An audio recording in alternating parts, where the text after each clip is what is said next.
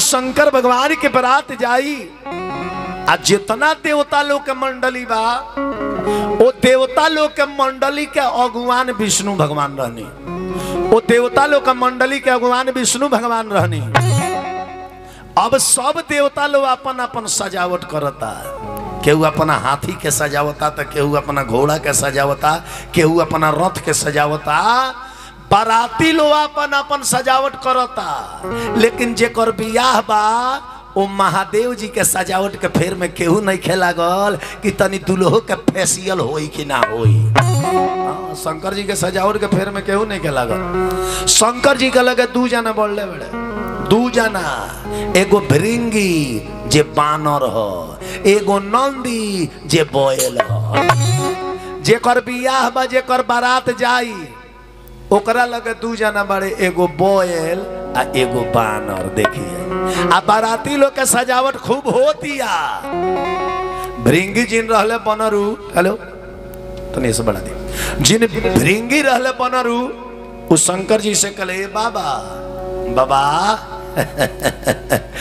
बियाह बा राउर आ सजावट होता देवता लोग के आ रउआ फेसियल के तो फेर में केहू लागले नहीं खे।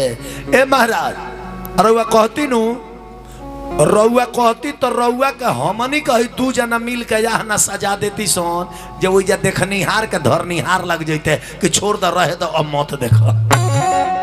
तो शंकर जी अड़भंगी देवता केहू के ना कहले। शंकर जी कहनी कि तो का करे के बा, ना होके तो तू ही लो हमरा के सजा द, का करे के बा। तब रउए ले विचार करी ये देवता जेकरा के एगो बोयल आ एगो बानर दू जना मिल के दूल्हा बनई है। कितना देखनऊ के दूल्हा बनई है न रउए लो अंदाज लगा ली। भृंगी जिन रहले बनरू दौड़ल दौड़ल गईले, एगो मोटका अजगर सांप घींच के लिए आ शंकर जी के जटा में लपेट दहले, कहले कि छतर मरले रही हो। आ तब कहले भृंगी की बाबा देखे है इमरजेंसी में मऊर कैसन का है मऊर। शंकर जी कहने की तो मऊर बाजे जे सटी होकर कौर लग जाई हो।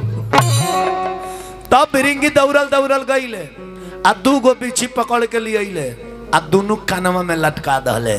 कहले बाबा इमरजेंसी में ई कुंडल कैसन का है कुंडल।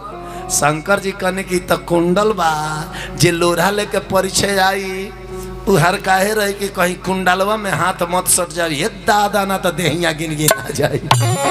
अब विचार करी बस आ बैल कहले कि ये बाबा खाली है बनरुए सजाई हैं हम ना सजाए। शंकर जी कहनी तू सजा लो, तू सजा लो। अब बसहा बैल दौड़ल दौड़ल गईले आ मरघट में से जोरल चीता के राखी उठा के लिए आ शंकर जी के भर दे है पोत के उजर उजर भभूका बना दले, भभूका बना दले। तब कहले बस आ बैल बाबा देखी तो तनी है पानी में ताकि तो पानी में सजावट में कनियो कमी नहीं खेनू। शंकर जी जब पानी में अपन चेहरा देखनी आ होई खतरनाक सजावट, शंकर जी कनी के हाँ तो गजब सजौल हो।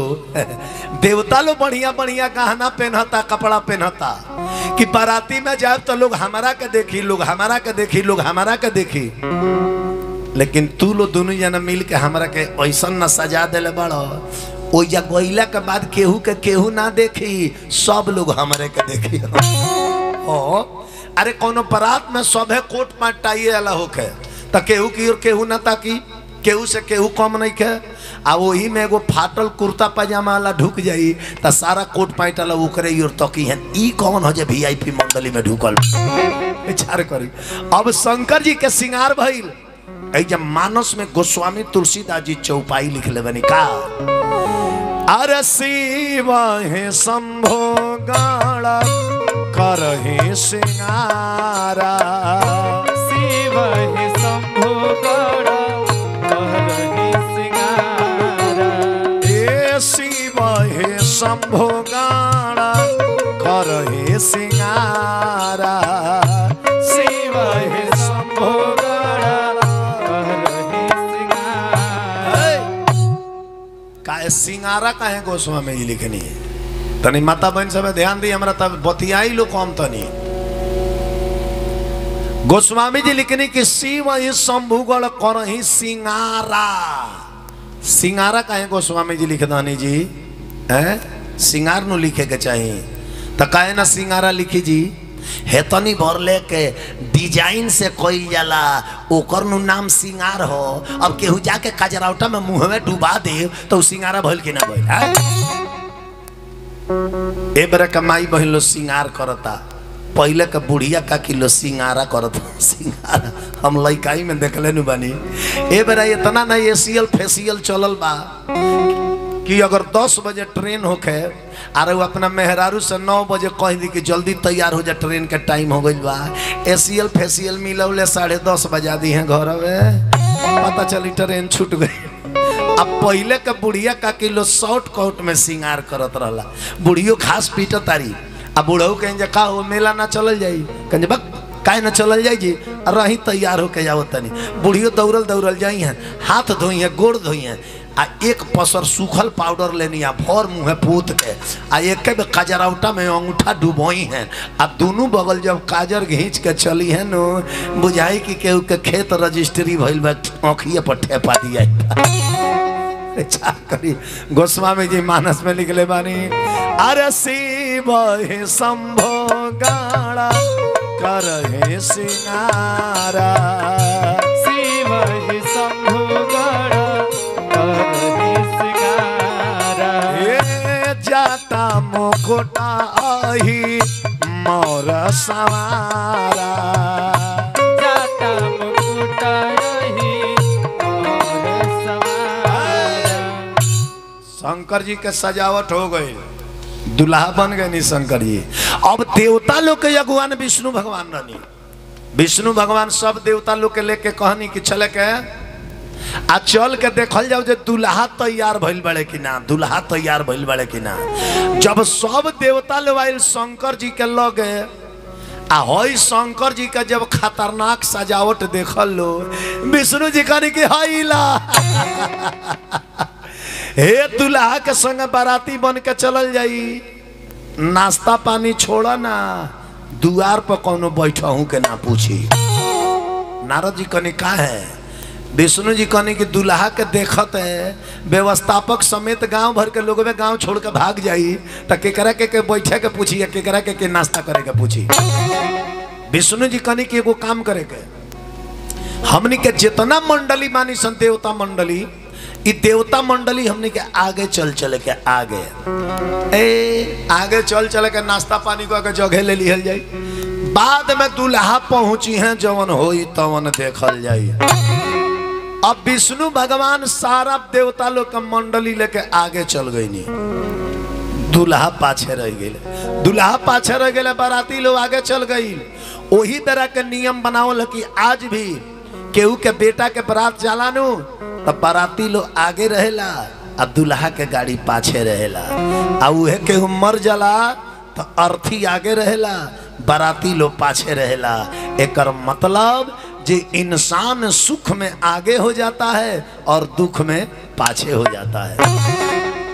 अब शंकर भगवान के छोड़ के सब देवता लोग चल गए राजा हिमांचल के यहाँ। आ शंकर जी के लगे के बा दू जना, शंकर जी के लगे दू जना बड़े, एगो भृंगी जे बानर हो, एगो नंदी जे बैल हो। हई देखी जेकर बियाह बा ओकरा लगे एगो बैल एगो बानर दू जना बड़े। आ देवता लोग लागे भृंगी जौन रहले बनरू उ कहले जे ए बाबा बाराती लोग आगे रउआ रह गनी पाछे। आ बिना बाराती के बारात नीक ना लागेला। ए महाराज रउआ कहती नु, रउआ कहती तो अपना कंपनिया में से 2-4 लाख बाराती बोला लिहल जाई। ए महाराज लोग तैयार ना होला, पार्मामेंट तैयारिये में रहबे करेला। खाली हो कहला के देरी बा, एक बेर चल दिलो चल दिलो। शंकर जी कहने के तक का करे के बा, ना हो के तो बुला लिहल जा, बुला लिहल जा। एक बेर भृंगी चिलैले, अय शंकर जी के बराती चले के बा। बाप रे बाप। हाथी घोड़ा खौचड़ गदहा कुकुरसियार बिलार भूत बैताल हाकनी डाकनी पिचासनी हाडा बिरहनी मधुमक्खी ये कबर 25 करोड़ चल रहा जा।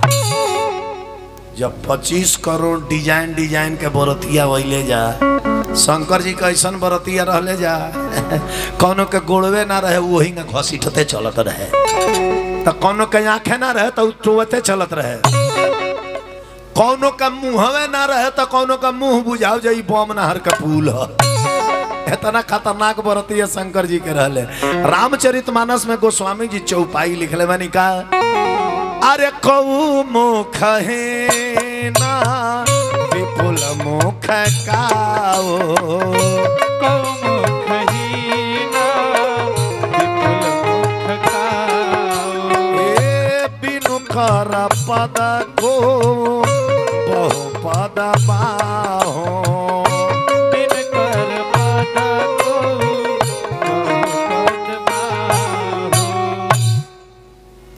लिखल बा कि विपुल नयन को नयन बिहीना कौनो का भर दे आँखिए रहे तो कौनो का आँखिए न रहे उठोते चल रहे कहे से भले कुछ हो जाए लेकिन शंकर जी के बाराती जरूर जाइल जाई। जब हाथना भीड़ जुटल देवता हई 25 करोड़ जब भीड़ जुटल बसा बैल कहले भिरिंगी से कि ये भिरिंगी हाथना भीड़ तब बिटोर लहल बाराती लोग के वहू में डिजाइन डिजाइन के बरतिया है आ इतना भीड़ लेकर राजा हिमांचल के यहाँ जाए के बाद आ कहीं गांव में कोनो दूसर बारात निकलत होखे आ रोड पर जाम लागल होखे तो ओ बारात में जब ई डिजाइनदार बारात टकराई नु पता चली जे 15 दिन ले वजह से जाम है खाली ना होई। एगो काम करो बारात के आगे आगे ऐसन बरतिया लगा दो कि आगे कोनो गांव में जाम लागल होखे नु तो बरतिया लोग पहुंचे तो जाम अपने मन खाली हो जाओ खाली। तो जानता नहीं भिरिंगी का कइले बारात के आगे आगे केकरा के लगौले हाडा हाडा बिरहनी आ मधुमक्खी एकनी के तीनों सन के कॉलेज आगे आगे चलो सन आगे आगे आगे कोनो गांव में रोड पर तनको जाम भेटाई नु ढेर मेहनत कैला के काम नहीं के तनी तनी संपर्क बनावला के काम बा अपने मन भीड़ खाली हो जाए अपने मन खाली हो। अब शंकर जी के बारात चलल आ 25 करोड़ बरतिया लो जब चलल ते धरती में के गर्दा आसमान में उड़ गई। जब आसमान में उड़ल नु तो आगे जवन गांव रहे आगे गांव उ गांव भर के लोग देखल तो कल कि रे है ना से तूफान आवता खा। अब गांव भर के लोग मर्द मेहरारू अपना अपना घर से निकल के सब लोग रोड पर चली आई। सारा गांव भर के लोग रोड पर आ गई। रोड पर हे मान के जाम लग गई हे मान के जाम आ तले हाडा बिरहनी मधुमक्खी पहुंचल नु बाड़ी सन। उ मधुमक्खी जब जाम में ढुकली सन आ जेकरा के मधुमक्खिया भर दे काटल सन उ लो धरतिया पर लोटा लोटा के देहिया बैठे लो लोटा जब लोटा लोटा के देहिया बैठे लो नु तब बादशाह बैल पूछले कि ये भिरिंगी हे गौंगा के लोगवा के का भइल बा जे लोटा के देहिया बैठता लो। भिरिंगी कहले कि रउआ ना जाने ई लो शंकर जी के बियाह के खुशी में बालो ई लो स्लीपिंग डांस करता स्लीपिंग डांस ई लो सूत के नाचता लो। अब शंकर जी के बारात निकलल बा आ तनी बारात निकाल बाबू बारात निकाल तो महादेव जी के बारात निकाले के बा।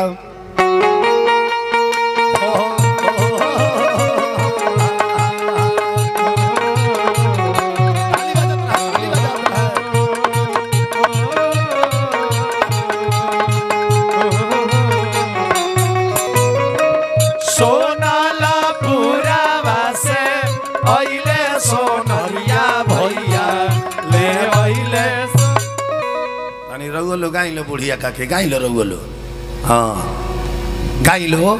आज शंकर जी के बारात निकलता एमे खुशी में नाचहूँ के बाद कलियन बतौनी के हरदम में हरि के कीर्तन में इंसान नाचते हैं। इंसानों का नाचना देखकर भगवान नाचते हैं। नाची थी मीराबाई नाचे सजन कसाई नारद बाबा नाचे थे बीड़ा के तान बजाई लगा कर आग लंका में वीर हनुमान नाचते हैं, हरदम प्रभु के कीर्तन में इंसान नाचते हैं। आज लोग इंसान के बियाह में नाचता, लेकिन भगवान के बियाह के कथा में लोग नहीं खे नाच, लाज लगता। अब मोटिया कोड़ के लौटे लो आ रोडवा पर जाम लगा के खूब भांगड़ा पर नाचे लो। एने के ट्रक अला एने खड़ा बड़े, एने के बस एने खड़ा बा, मजाल बजे के हॉर्न बजा दी आ वही में मार एकदम माटी कोड़ ले बल, ओ बेरा लाज ना लगेला। अई भगवान के भक्ति में नाचे के बा। तो शंकर जी के बरात में तनी संचित बढ़ जाई लो, आवते आवते हेतना जगह खाली बा बैठे के जगह हिया ने के खुद एकदम हाला कइले बानी लो। बड़े छोटकी छोटकी जतना आवत खाली गोलगप्पा खाए आवत जा, 2 मिनट बैठते बारी जा, टॉप दे माई से पैसा मांग के चल जाता गोलगप्पा खाए। आगल बढ़ लो तो कथा में शांति से बैठे के उठे के नहीं के बीच में से। हाँ, इस शंकर जी के कथा हो। आ शंकर जी के कथा में जो बाधा डालेला नु ओकरा घरे साल भर सांप गोजर निकलते रहे सब। हाँ, बरात में काला बबुआ खुशी में नाचे के बा। अरे सोनाला पूरा से अइले सोनरिया भैया ले वइले सोनावा बे सही है। सोनाला पूरा से अइले सोनरिया ले वइले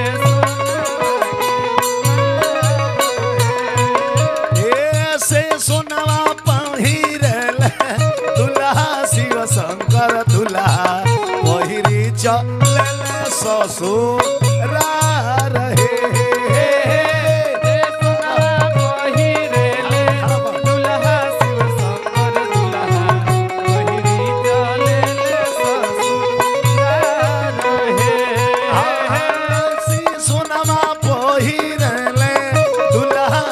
शंकर दुल्हा पहिरी चले ससुर रहे। सोनवा पहिरेले दुल्हा शंकर पहिरी चलेले ससुर रहे। ए सासू या नारी पूछे सरहज दुलारी पूछे रुकी बाबू आजुए के रात है। सासू या नारी पूछे सरहज दुलारी पूछे रुकी बाबू आजुए के रात। एमे बुढ़िया काकी के शिव चर्चा ला नहीं खेल का। शिव चर्चा तो हर गांव में छपले बा। जागो महादेव जगा दो महादेव, आ हे टोला के झगड़ा हे टोला लगा दो महादेव। अरे कैसे मैं रुकिए सासू आजू के रतिया हो, आमा जो हाथ हुई है बाट है। कैसे के रुकी सासू आजू के रतिया हो, आमा जो हाथ होई है बटिया जो हाथ हुई है छतिया फाटता हुई है, नैना से गिरत हुई है लो रहे। बटिया जो हाथ होई है छतिया फाटता हुई है, नैना से गिरत हे, प्रेम से बोली वृंदावन बिहारी लाल की जय। आज से 20-25 बरिस पहले शादी बियाह में का बनाओ बैंड बाजा, का बनाओ बैंड बाजा। ए बार बैंड बाजा बनाता, ए बार तो जाना लइकवा के शादी तय होता उहे कहता कि यार कोस्टा ना बनाई तो तू ही बियाह कर दई हो। फैशन कहाँ जाता हमरा बुझात नहीं। पहले के जमाना में उतना सवारी गाड़ी ना रहे। है बैंड वालों के साटा बनाओ नु तो साटा बनाइल बा 12 बजे के, आ लोग बिना खैले पियले काखा पर सारा साज बाज लाद के बोहंगी पर कांवर पर पैदल खेता खेती बेटा हाथ यहाँ पहुँचल बालू। साटा बा 12 बजे के, आ हकासल पियासल बैंड वाला पहुँचल बाले जब 3 बजे। तले बेटा पहले खिसिया के फायर रही है, 12 बजे का साटा हुआ है, 3 बजे आया है, जल्दी शुरू करो जल्दी शुरू करो। अब तो बेचारा बिना खैले पियले भूखाइल पहुँच रहे ले जा, आ जाते बेटा कहले जे शुरुए करो। तो साटा जोगावे के भाई कुछ तो करे के पड़ी। तो देखी वो बजवा में जो पतारका मुँहवा के तुरुम पीटवा बजावेला न, अब हुआ के देखी बेटा के समझावे खातिर एक लोटा पानी मंगावेला, अब बजवा के मुँहवा में डाल के हेंगा हेंगा हिला के आ गिरा के मालिक के देखावेला जे माने यहू से बुझ जास जेंगा बाजवा खाली बाऊंगा पेटो खाली भाई फूकाई केगा भाजी केगा। एहू पर बेटा ना बुझले, एहू पर बेटा ना बुझले। तब जब ओहू से पतार का जौन तुरुम पीटवा बजावेला बेटा कहलक जल्दी शुरू करू, तो ऊ जब तुरुम पीट फूकेला तो ओकरा तुरुम पीट से आवाज जानता नहीं का निकलत रहला, ऊ बेटा के सुना के बजाई पुड़ियोड़ी पुड़ियोड़ी पुड़ियोड़ी पुड़ियोड़ी पुड़ियोड़ी। अरे महाराज नहीं खे कुछ तो तनी पुड़ियो उड़ी दिया एहू पर जब बेटा ना बुझी नु तो छोटका लइकवा जौन झुनझुना बजाई वो झुनझुना लेके खड़ा हो जाए, ओकरा झुनझुना से आवाज जानता नहीं का निकली चीनियोनी चीनियोनी चीनियोनी चीनियोनी। नहीं खे पूरी तो तनी चीनियो दिया जो पानी पी ले।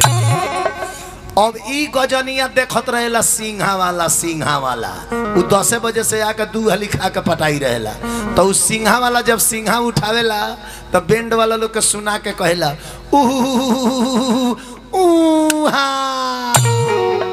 एजा के आशा छोड़ो लो उहाँ चलो लो बेटिया के यहाँ बेटा ही विचार करी। हम माटी कोड एने शंकर जी के परिछावन भई आ परिछावन क के जब माई बहन लो लौटेला नु तो रास्ता पर नाचत आवेला ए घरी के माई बहन खूब झूमर गावेला। तो पहले के बुढ़िया झूमर गावत रही है जा अरे शिव शंकर विराजत आज कहाँ बतला दो ए सखी, अरे जो हम रहती जल के मछलिया, अरे तो शिव करे वैतया स्नान चरण लपटती ए सखी, अरे जो हम रहती तो सकत किया, तो शिव सुतते बेनिया डोलती मधुर तन पैती ए सखी। पहले का बुढ़िया गावत रही है। एक बाद जब समय बीतल तो जानता नहीं का गावे लगलो, अरे नई झूलनी के छैया बोलम तू पहरिया बिताइलो हो। एजा ले पर्दा रहे, एक बाद जब समय बदलते यहाँ लोग जानता नहीं का गावे लगनी, अरे पीपर के पात झरी जाला आंगनवा कैसे बहारू हो, पीपर के पात झरी जाला आंगनवा कैसे बहारू, अरे पीपर के पात झरी जाला आंगनवा कैसे बहारू हो, पीपर के पात झरी जाला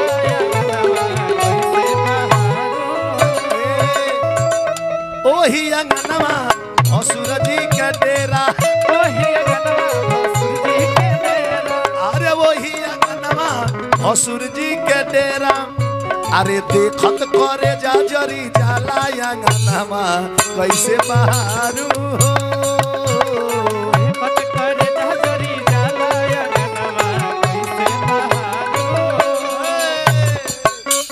हो। जब एहू से जमाना बदलल है, नया नया जाना बेराइल सीडी आ टीवी, गाँव गाँव लड़का सीडी टीवी भाड़ा पर लेकर ना चला उसे जाना बेरा नया नया निकल रहे, तो ओ बेरा यहाँ लो झूमर चेंज कर दहनी का गावे लगनी, अरे मियाँ से कह तारी बीबी बलम घर में टीवी लगा दा, मियाँ से कह तारी बीबी बलम घर में टीवी लगा दो, अरे मियाँ से कह तारी बीबी बलम घर में टीवी लगा दो हो,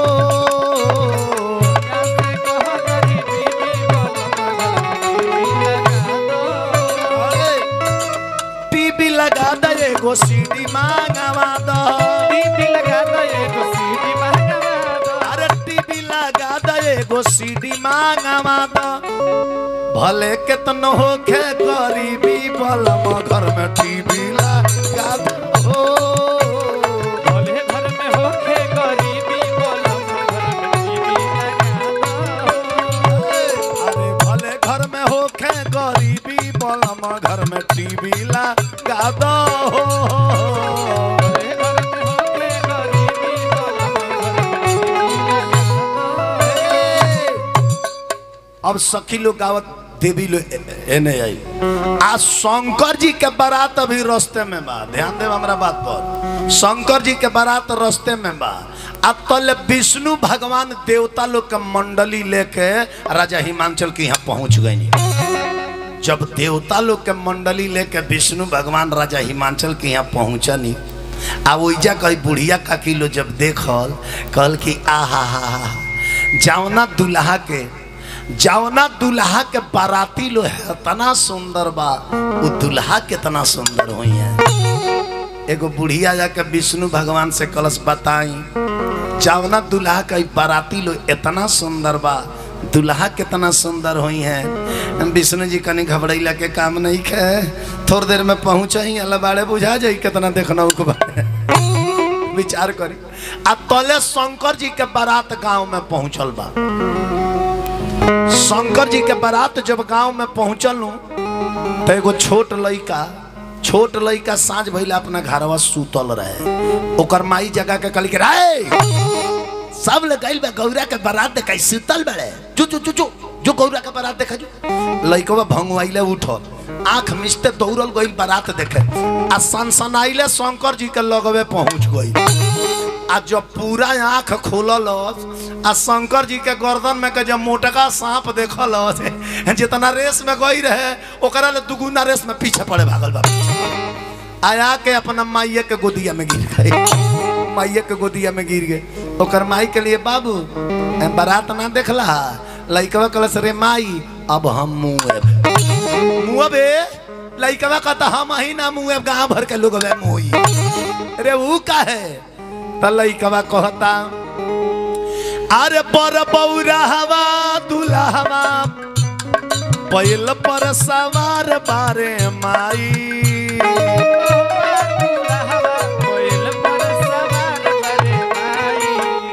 अरे पर बौरा हवा दुल्हवा बैल पर सवार बारे माई। त लागे डर देखी बर, लागे डर देखी बर के जमात रे माई, हम न देख जाए गौरा के बारात रे माई। लागे डर देखी बर के जमात रे माई, लागे डर देखी बर के जमात रे माई, हम न देख जाए गौरा के बारात रे माई। लागे डर देखी बर के ताली बजा हम न देख जाए गौरा के बारात रे। ए पर बौरा हवा दुल्हवा बैल पर सवार बारे माई, पर बौरा हवा दुल्हवा बैल पर सवार बारे माई, पर बौरा हवा दुल्हवा बैल पर सवार बारे माई। लागे डर अरे देखी बर, लागे डर देखी बर के जमात रे माई, हम न देख जाए गौरा के बारात रे माई। लागे डर देखी बर के जमात रे माई, हम न देख जाए गौरा के बारात रे माई। अरे बारात हरी बाप रे बाप, पतल चला के भात लियावे जाता लो तले पतलवे छबा घलता रे सो। भात चला के दाल आवते बतले सुखले भात मुंह में डाल लेता रे जा। भोजन के सेटिंग है लइकवा कहता अरे भूत बैताल वही में बनले नचनिया, दुल्हा के मुड़िया से गिरता वे पनिया। भूत बैताल वही में बनले दुल्हा के मुड़िया से ये भूत बैताल वही में, अरे भूत बैताल वही में बनले नचनिया, दुल्हा के मुड़िया से गिरता वे पनिया। अरे परवा की गरवा आजा गरवा मरो तो फुफुकार बारे माई, परवा के गरवा आजा गरवा मरो तो फुफुकार बारे माई, परवा की गरवा आजा गरवा मरो तो फुफुकार बारे माई। लागे डर अरे देखी बर, लागे डर देखी बर के जमात रे माई, हम न देख जाए गौरा के बारात रे माई। लागे डर देखी बर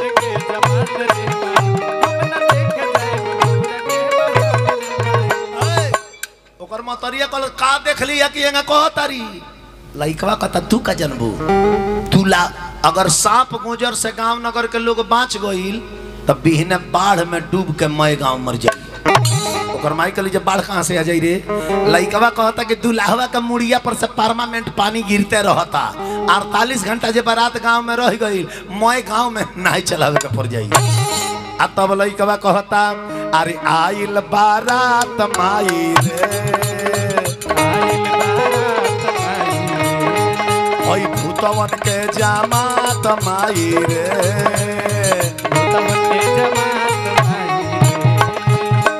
गौआ के लोगवा अरे है बोले हो जैसे जे लया में बसावा डोले ओ सही दुल्हवा डोले हो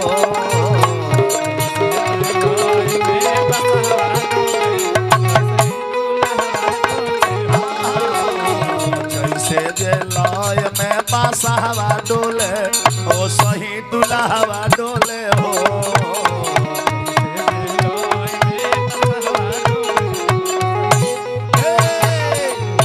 प्रेम से बोली शंकर भगवान की जय। अब शंकर जी के बारात कहाँ पहुंचल आए राजा हिमांचल के दुआरी पर कहाँ पहुंचल राजा हिमांचल के दुआरी पर जब बारात पहुंचल तो शंकर जी के सास जेकर नाम रहे मैना रानी वो मैना रानी सोना के थरिया में सोना के लोढ़ा लेके लोटा में गंगा जी के पानी लेके घी के दिया जरा के लेके चलल बड़ी जे आज अपना दामाद के आरती उतार ले परीछ ले पानी उछरिंग ले अपना करेजा के ठंडा कर ले आ जैसे मेन दुआरी पार कैली आ जब जे अपना दामाद के कैलेंडर देखली हई पाकल पाकल दाढ़ी बढ़ के जाटा दुल्हा के तो मुंह में ताते नहीं के दुल्हा तो पकुरावा तारे।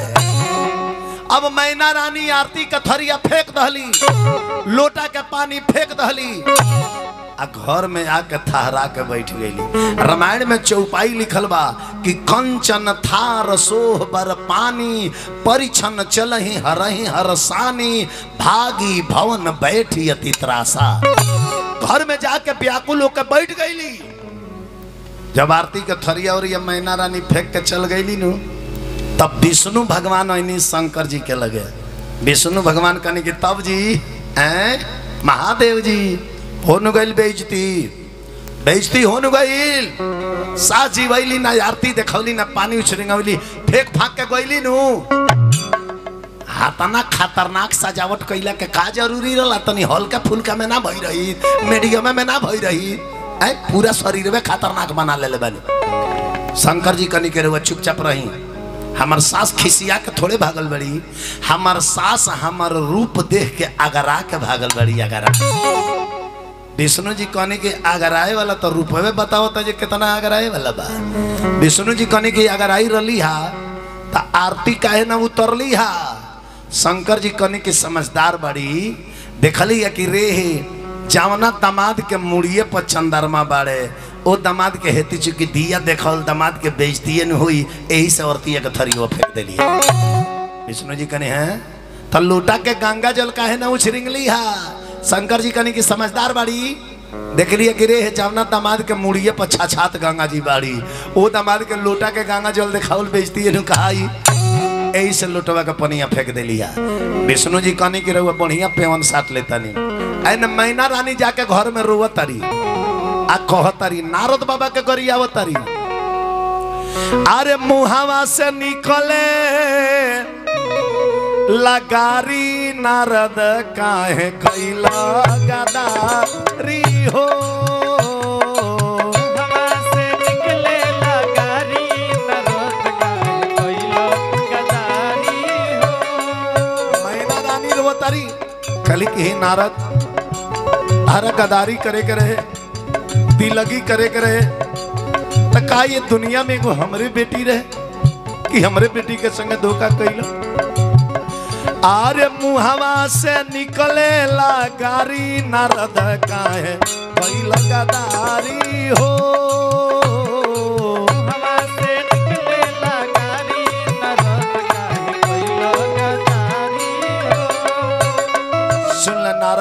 सुन लो, हमहू एगो बेटी के महतारी है, हमरो लगे ममता बा। हेलो, हमरो लगे ममता बा, ध्यान दे के सुन। ऐसा बौरा है पर से गौरा ना बियाहब, ऐसा बौरा है पर से गौरा ना बियाहब। हरे भले गौरा रही है कुंवारी, नारद काहे कैला गदारी हो। भले गौरा रही है कुंवारी, नारद काहे कैला गदारी हो। ए नारद, नारद अरे कहला की दुल्हा महादेव हवा, कहला की दुल्हा महादेव हवा, कहला की दुल्हा महादेव हवा। है दुआरा पर खड़ा बा भिखारी, नारद काहे कैला गदारी हो। दुआरा पर खड़ा बा भिखारी, नारद काहे कैला गदारी हो। अरे दुआरा पर खड़ा बा भिखारी, नारद काहे कैला गदारी हो। दुआरा पर खड़ा बा भिखारी, नारद काहे कैला गदारी हो। इतना लोग बैठल बा, ध्यान दे, प्रेम से बोली शंकर भगवान की जय। अब शंकर जी का तो परिछावन भइल ना, द्वार पूजा केगा होई जी, आ जल परिछावन ना होई तले द्वार पूजा ना होई। आ गांव में के कौनो मेहरारू शंकर जी के परिचय का नाम ना लस, जावना से पूछाओ कि ये काकी हे दुल्हू के परिचय देबू, काकी कच के इनका के परिचय हो। परछल जाला लोढ़ा से, लोढ़ा वाला छोट मुड़िया वहींच के लोढ़वा गाली में सटावल जाला, आ गलिया के लगे सपवा फुफुकार मारता। हमनी के कहीं लोढ़ा सटाई सा, कहीं थूथुन सटा दे तब का होई। तो गांव में एगो हजामिन रली, हजामिन। ओ हजामिन से पूछाइल कि हजामिन ठकुराइन, तू तो अपना जिंदगी में ढेर दुल्हा लोग का परिचय हो, कबू हे बुढ़ऊ का परिचय देबू। हजामिन कली आय हाय हाय हाय, हम अपना जिंदगी में कतना पकठाइल दुल्हा लोग का परिचय बनी, हे बुढ़ऊ का परिचय में का लगल बा हो। अंतर इतने बा, सब दुल्हा लोढ़ा से परिचय ले, इनकरा में तनी लमहर जुगाड़ लगी, लमहर। माई बहन लोग कल की वैरायटी बदलबू का, कली हाँ इनका में हो धानवा कूटे वाला मूसर के काम बा, मूसर के मुसरवा रही नु, मुसरवा रही तो दुल्हा 3 डेग फरकहीं से परिछा जाइए, आ दुल्हा तो परिछाइए जाइए। हो लुफुर लुफुर जिंजीभिया काढ़ता रहे, एक बेर के हुमाचला में टप दे देवाल धलिए। अब हजामिन जानता नहीं का कैली, हजामिन हाथ में मूसर ले लहली, आ चलल बड़ी शंकर जी के परिचय, आ कहतारी अरे ढेर दुल्हा के हमहु परिछनी, परिछनी अरे वो छत दही गुड़ लोढ़ावा से। अरे ढेर दुल्हा के हमहु परिछनी, ओ छत दही गुड़ लोढ़ावा से। आहे बुढ़ावा के परिचय में काबा, इनका के परिचय मुसारवा से। अरे बुढ़ावा के परिचय में काबा, इनका के परिचय मुसारवा से।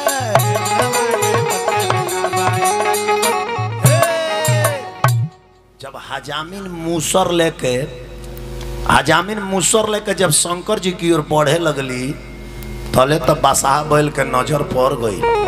बसाह बैल देखले तो शंकर जी से कहले के आए बाबा भंगुआइले रहे कि तनी अगवो ताके। शंकर जी कनी का बसाह बैल कहले बाबा बड़ा बढ़िया जुगाड़ लिया होती है, परिचय के मोटे हने बा, लमहरे बा, एको बेर बॉल लगा के परिचय लस, एक बगल के बाउंड्री राउर खत्म हो जाए, बिना सला पसी वाला मामला ना रह जाए। शंकर जी कहने की ई बात बा, आवे दो। शंकर जी है जटवा में से एगो एक बीता के गोजर घींच के छोड़ दानी, कनी ये गोजर हमरा लग से हट, हौ ठकुराई ना वो तरी उनका लगे जाके सट। हजामी ना वो तरी है न तले गोजरवा जाता वो न बीच में भेंट हो जाता।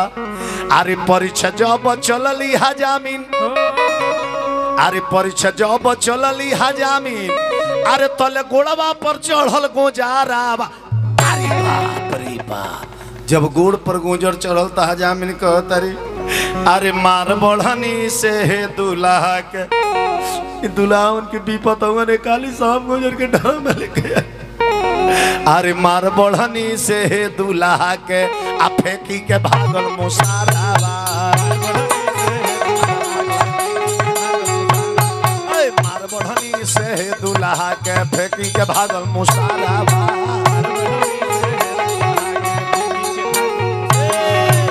अब हजामिन मुसर फेंक के भागल बड़ी वजह से माई बहन लोग पीछे पीछे दौड़ल बा का हो ए ठकुराई काहे भागे एलू है ठकुराइन के मार काहे न भागी आई हो बाप रे बाप अब 3 डे गइले रहनी है बुढ़ऊ एक बीता के गोजर छोड़ले रहले है अरे लगवा गए रहते तो ना जाने कोको हाथ के सांप छोड़ रहते माई बहन लोग कल गिराई गोजर काटे लसना फिर जा फिर मुसर लेके जो फिर जो अब मुसर फेंकहूँ के होई नु दुल्हावा के देहिए पर फेंक दिया तनको छुआ जाई टोटका मिट जाई दोर पूजा होखे लगी अब हजामिन दोहरौनी मुसर लेके चलल बानी अब हजामिन नीचे पड़े ताकत जा तारी के बुढ़ऊ अपन सवारी नीचे ही पड़े छोड़ता रे दोहरौनी मुसर लेके गईली नु तले बस आबल कहले कि ये बाबा कम पावर वाला देते रह जाए एक सीट नहीं खे करत तनी एगो हाई पावर वाला दी जाई गाँव में छोड़ के भाग जा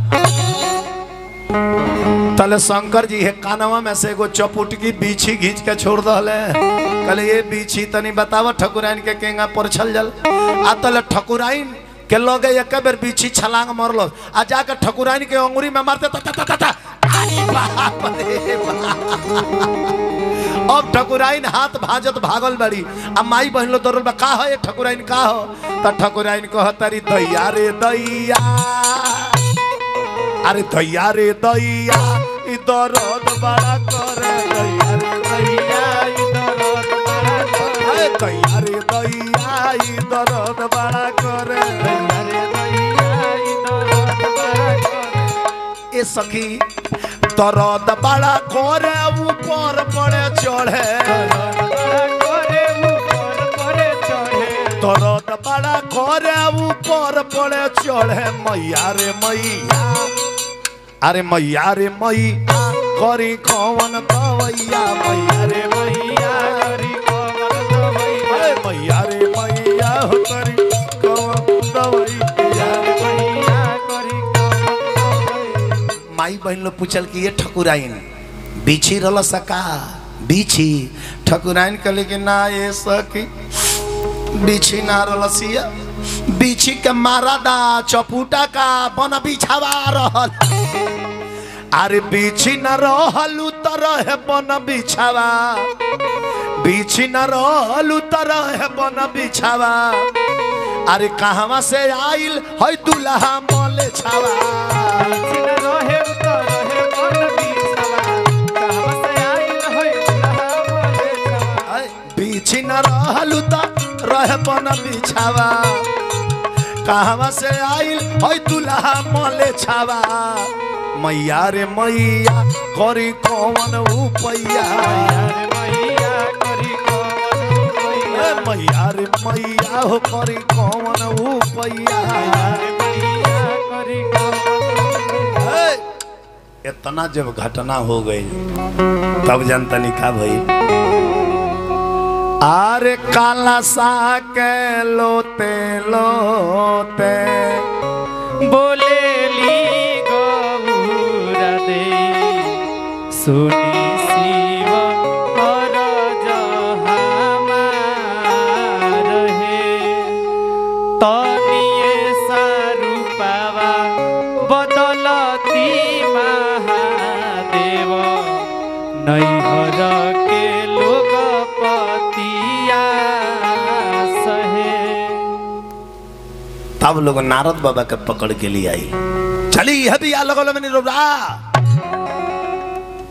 नारद बाबा जब घर में गईले न तो खिसियाइले घुसले नारद बाबा का है नारद बाबा जानता रहे कि घर में खाली स्त्री डिपार्ट बा आ स्त्री डिपार्ट के लोग जब अपन प्रवचन शुरू कर देला न तो बीच में दूसरा के प्रवचन ना सुने ला बस अपन धुनी लो तो अपने धुनते रह जाइलो नारद बाबा खिसियाइले घुसले कहले खबरदार एक जना मत बोलियो ऐ मैना रानी का बेटी बेटी के रट लगौले बड़ू जरा का बेटी बेटी के रट लगल बड़ू तार बेटी है बाद में उनकर धर्म पत्नी है पहले जब जब इनकर धरती पर अवतार होला इनकर बियाह महादेव जी के संग होला। नारद जी समझौले बनी रामायण में लिखल बा कि तब नारद सबही समझावा पूरब कथा प्रसंग सुनावा जनमी प्रथम दक्ष गृह जाई आ नाम सती सुंदर तन पाई। तारल पहले ही राजा दक्ष के बेटी रहली तो उनके धर्म पत्नी रहली।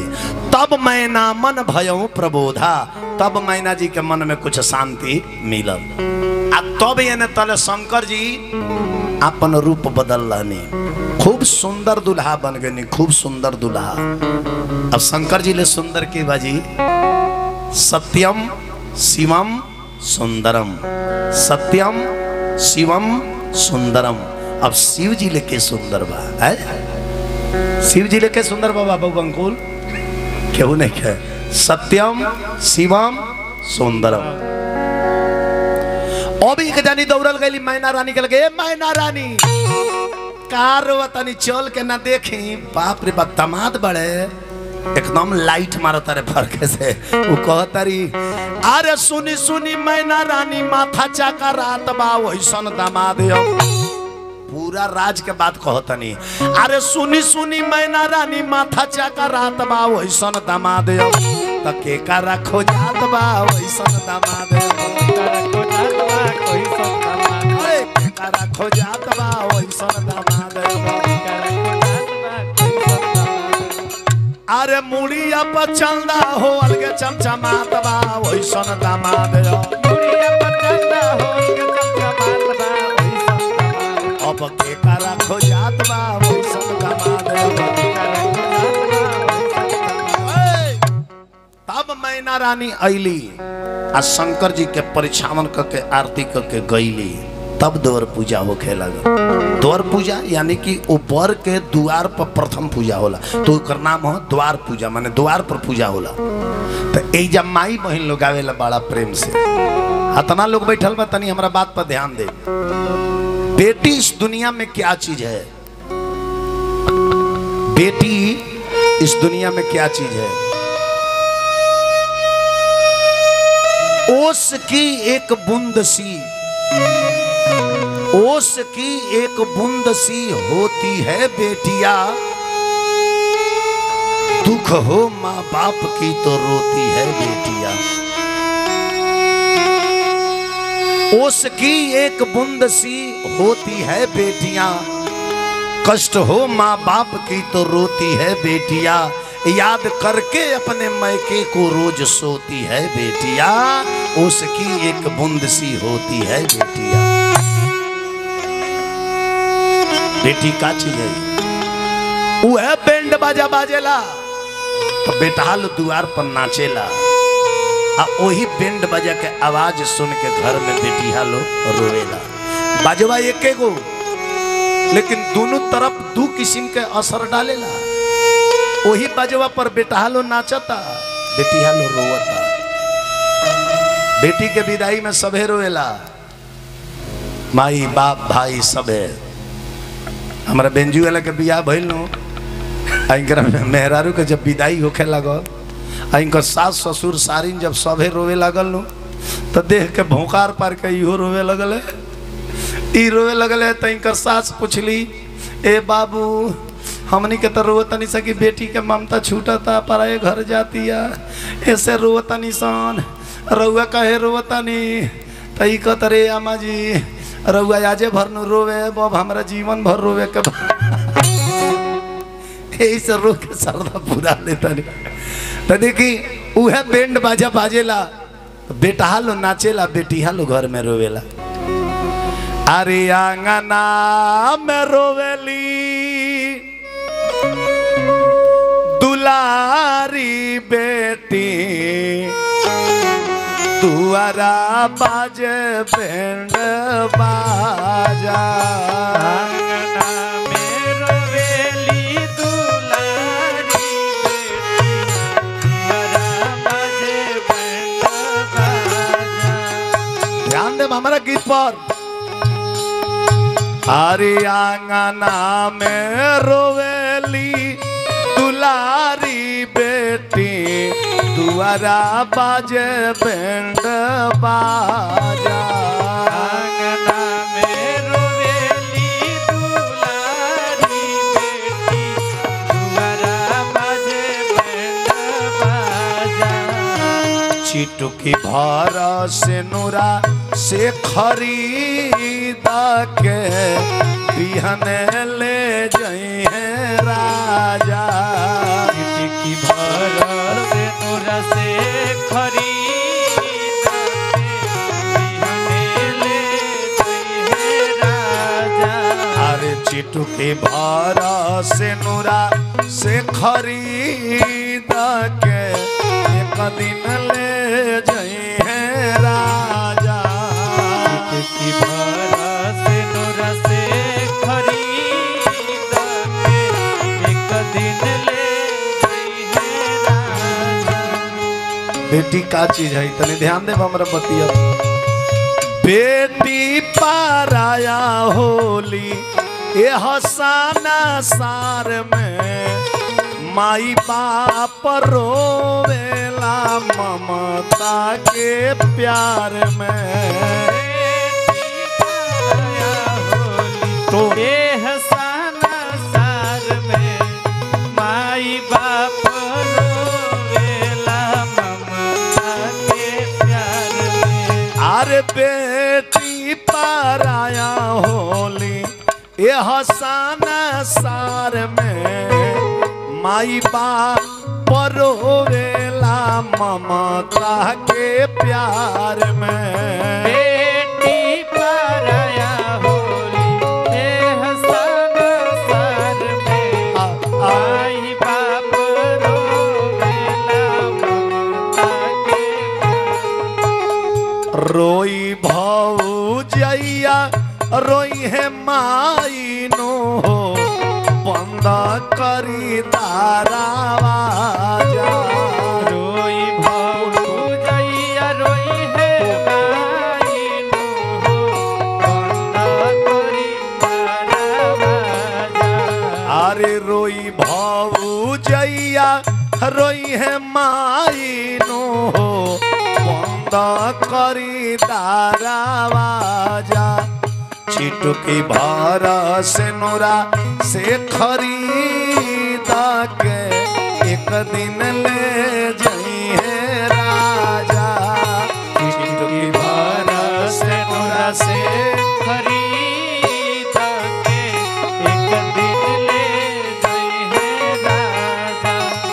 लेकिन हम जब पूजा करे बैठी ले तो भगवान से कही ले अरे का कोई धियावारे अपना नसीब के कब मत जन्म लिहा घर में गरीब के का कोई धियावा हो अपना नसीब के कब मत जनम लिहो घर में गरीब के। अरे का कोई धियावारे अपना नसीब के कब मत जन्म लिहा घर में गरीब के न तो आज के दुनिया में अरे तनी सा दहेज के कराना वानो हो मौत मिली तारा साजा दहेज के करना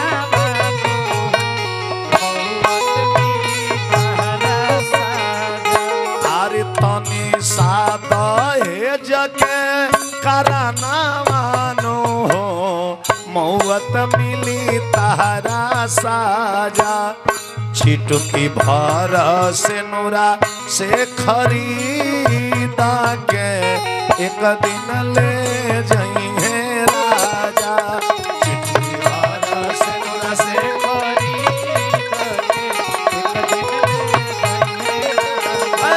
चिटुकी भारा से नूरा से खरीदा के एक दिन ले जाई है राजा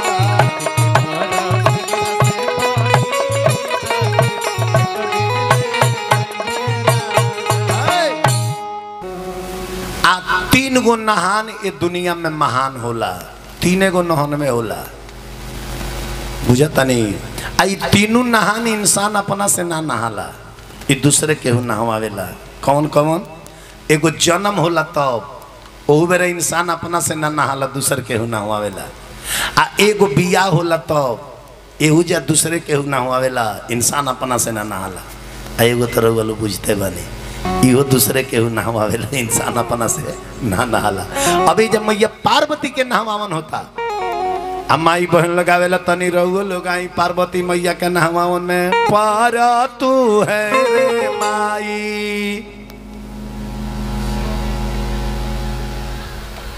तनी और जोर से गाइले, और जोर से।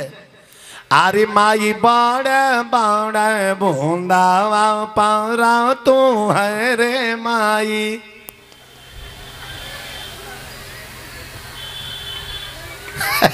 हाउ देखिए एगो काकी केंगा गावतरी, वो पीछा वो गावतरी। अरे माई बाड़े बाड़े बूंदावा पारा तू है रे माई। सबे गावे बाबूगा को हतिया में लागल बने, हे भगवान। अरे माई मैना रानी के धिया भीजा तू है रे माई। अरे माई मैना रानी के धिया भीजा तू है रे माई। हो यार माई मैना रानी के धिया भीजा तू है रे माई। अरे माई बड़े बड़े बुंदावा पारा तू है रे माई।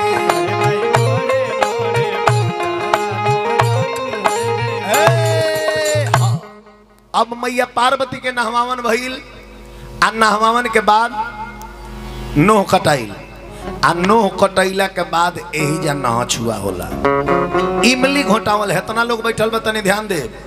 ओकर नाम है इमली घोटावल। आई में 3 गो अक्षरिये बा, ई मी ली, ई मी ली। एकर नाम है इमली घोटावल, 3 गो अक्षरिये बा। आ लड़की के मामा 3 गो समन में लिया वेले, 1 लोटा पानी, एगो साड़ी, 51 गो रुपया। आ कहले कि बहन हम कितनो गरीब हो जाए त का हमरा दरवाजा पर अइबो नु, 1 लोटा पानी, एगो साड़ी, 51 गो टेम्पू भाड़ा, ई मी ली। एकरा से बेसी चाहबू त ई हो ना मी ली। झारखंड इमली घोटावन में का होला?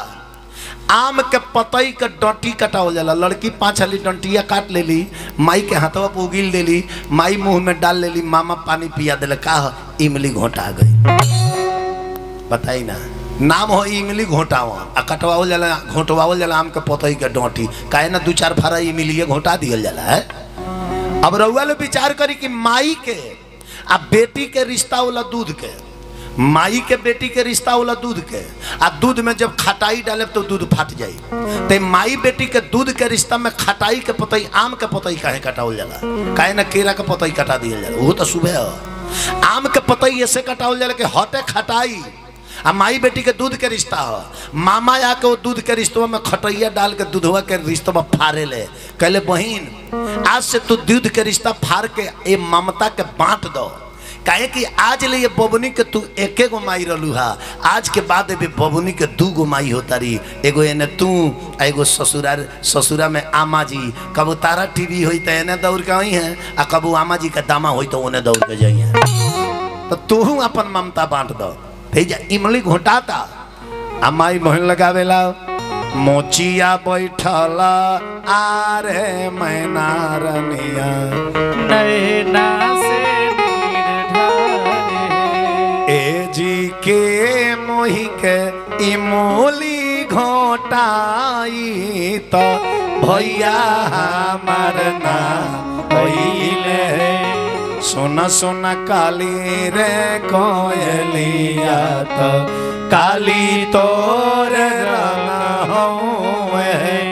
ए कोइलर अमावा के डाली चढ़ी देखा तो कौना रहे भैया आवस है। हमारा बिहार के माई बहन लोग के गावेला। ए बहिना ताकेली नैहरवा के वो राता भैया हमार नाही आइले ए मामा आइल बाड़े कुर्सी पर बैठल बाड़े पैसा बिना तावाइल बाड़े ए मामा मामी के लुगारी धोवले बाड़े उहे लेके आइल बाड़े। अब एक जब मैया पार्वती के नहछुआ होता नहछु ओइले हम मैना के आंगनमा के पहुनवा भोला ओइले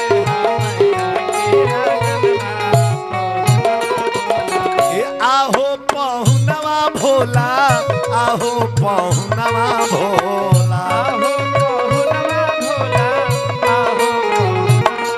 आहो सखी सब गावेली भाजनवा के पहुनवा भोला ओइले हम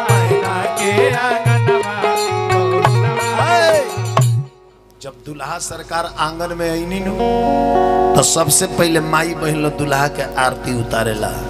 भगवान के आरती ना उतरल हमनियों की यहाँ आरती उतरेला। जब दामाद आंगन में आवेले तो जब भगवान के स्वरूप मानल जाला कि हमारा आंगन में आज भगवान आइल बड़े। माई बहन लोग खूब प्रेम से आरती देखावेला, दुल्हा लोग खुश हो जाला। ससुरारी में तो बड़ा इज्जत होता, माई बहन लोग तो आरती उतारता। तो माई बहन लोग आरती का थरिया धो देला आ दुल्हा पर एक माटा नियर झुक जाला। अब दुल्हा पढ़ लिख के इंजीनियर बड़े तो का हो, ससुरारी में उनका सर्टिफिकेट जानता नहीं कौन चीज के मिलेला। अरे हमारा पान बाटा गाटा के घास काटा ओइले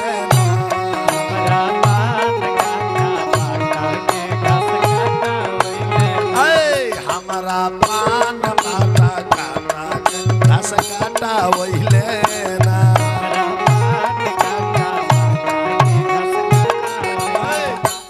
हमार बेंजू वाला गई रहे बियाह करे तई सिकड़ी खातिर मुंह फुलौला रहे बोलबे ना करस के तुनो मेहरारू बोलवाओ सही बोलबे ना करे। तो एगो बुढ़िया का किया के गावतारी हमारा खाइल बाइल मोटाइल के और उड़ाइल वइले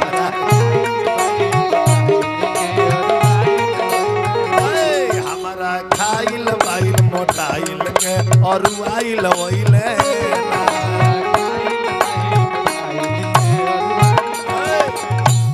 तले बुढ़िया का किलो पहुँच जाला कह ले हट सरे हट संतनी दुल्हावा से हमरो के दिलगी कर तो बुढ़िया लो जाके मुंह पर आचर धके गावे लो अरे पढ़े के ना लिखे के पढ़े के ना लिखे के अरे चला वाला कुदारी बोतल हो का करे वइला ससुरारी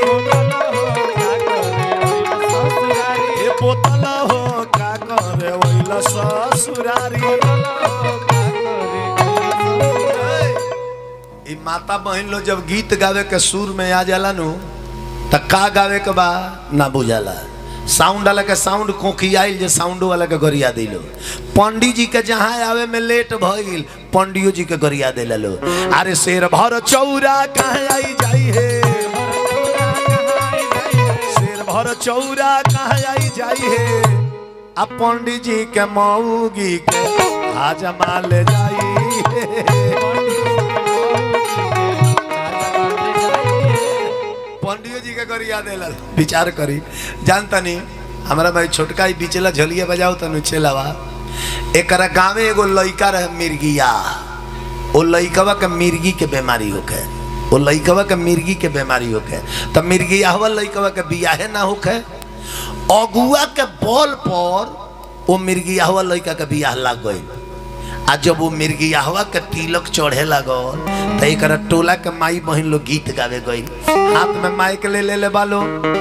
आज जब माइक लिहलो तो कहलो कि आही बाप रे हे मिर्गियाहवा का तो बियाहे ना होत रहा एकरा तो तिलक में मोटरसाइकिल मिलल बा।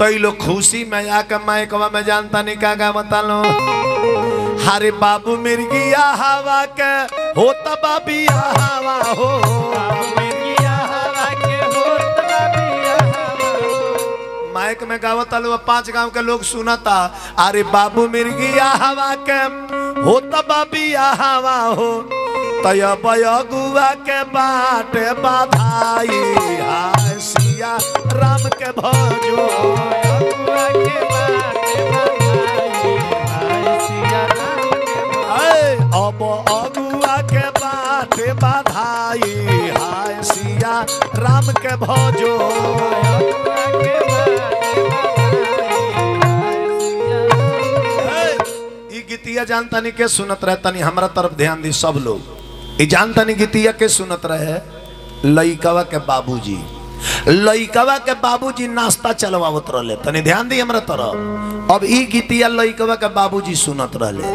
कहले कि अरे हमारे घरवा में ई कौन गीत होता ये दादा ई तोप ढांप के बियाह होता आई 5 गांव के माइक में गा के सुनाओ तरी सकी बाबू मिर्गी हवा के होता बियाहवा रे आइलो ही तब भगा दी है सो अब लड़का के बाबूजी दौड़ल बड़े आ जाके हाथ में से माइक छीन लेलक चाप ई कौन गीत था तोप ढांप के बियाह होता 5 गांव के सुनाओ तल बाबू मिर्गी हवा के होता बियाहवा अगुआ के बाटे बधाई हाय सिया राम के भजो चुप तले जान तनी का भई बेटी हवा की ओर के हजाम ठाकुर वही जा खड़ा रहले बेटी हवा की ओर के जहाँ से तिलकवा आई रहे हजाम कले जे होख है गीत होख है रउल बुझतनी जे बाबूए मिर्गी यह बड़े ए पार्टी ले उहो पार्टी कम नहीं खे जहाँ से तिलकवा आइल बा लोग कहल जे ओइजा का गड़बड़ी बा हजाम कले माइकवा दीना वो नहु के गड़बड़ी बता देता नहीं अब हजाम माइकवा लेके ओने के गड़बड़ी बताओ तरे अरे ई हो जे बाबू जदी बड़े मिर्गी हवा हो ई हो जे बाबू जदी बड़े मिर्गी हवा हो तो ओने बबुनी के वो पटेला पाई हाय सिया राम के भजो बबुनी के पटेला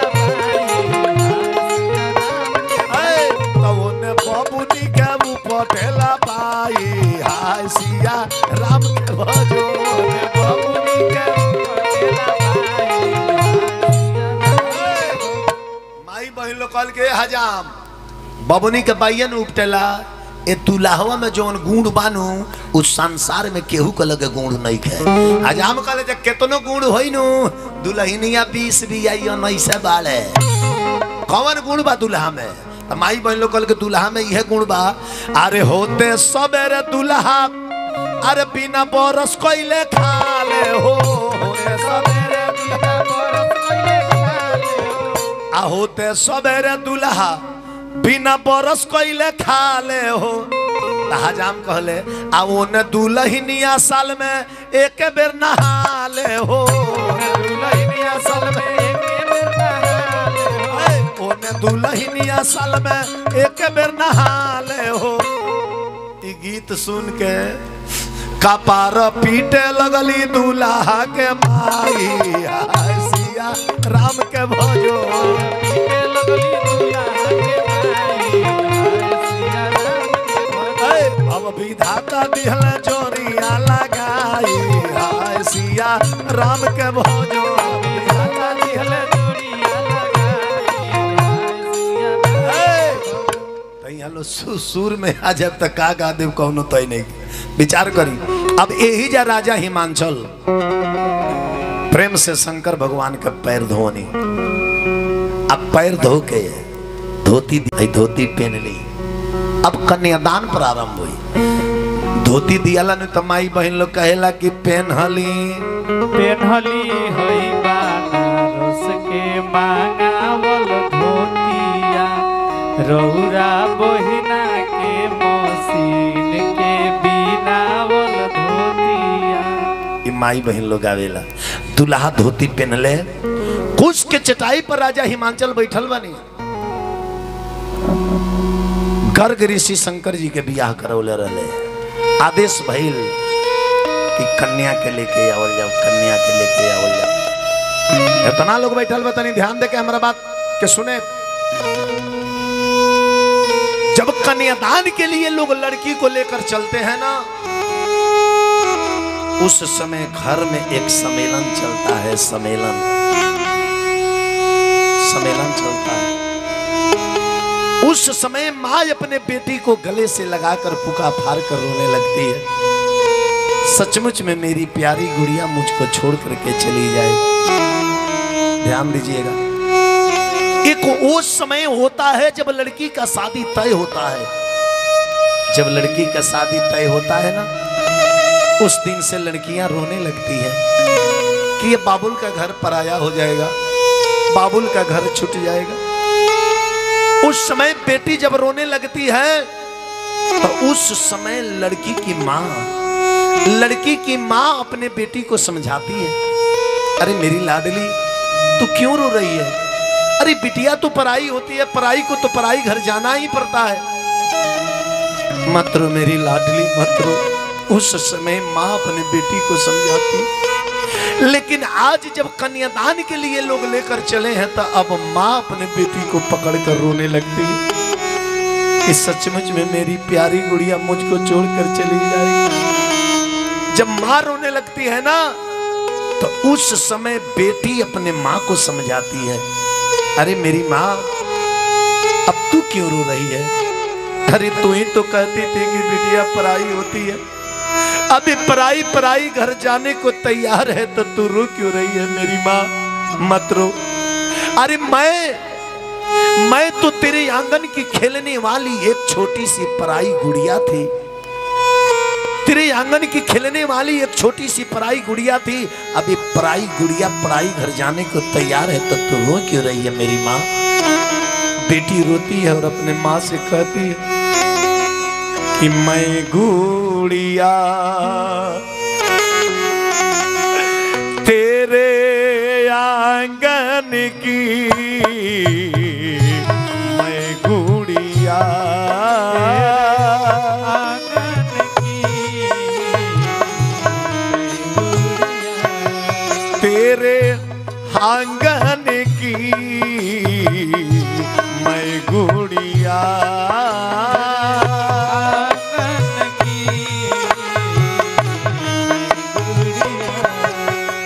लड़की रोती है और अपने माँ से कहती, ओ मेरी मैया तू क्यों रोती है? बेटी पराया धन होती है। ओ मेरी मैया तू क्यों रोती है? बेटी पराया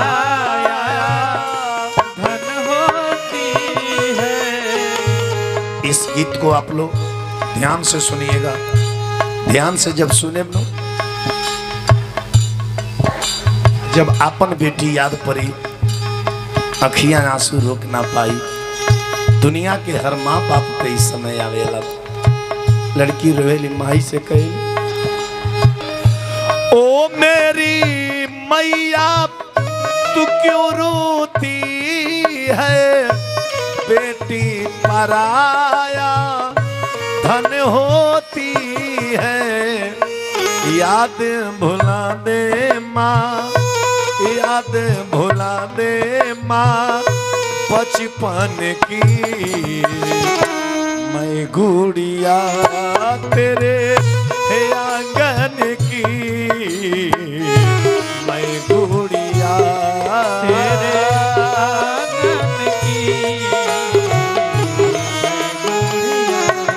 इतना लोग बैठे हैं, थोड़ा ध्यान से सुनिएगा। बेटी के विदाई के समय